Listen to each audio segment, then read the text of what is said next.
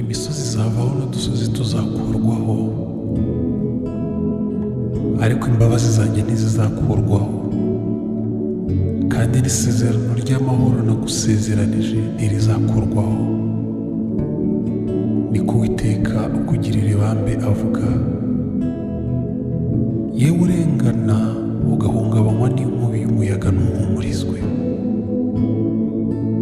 Amabuye yawe nzayateraho amabara meza, imfatiro zawe nzazishimangisha safiro. Iminara yawe nzayubakisha amabuye abengerana, kandi urugabano rwawe nzarushingisha amabuye anezeza. Abana bawe bose bazigishwa n'Uwiteka, kandi bazagira amahoro menshi.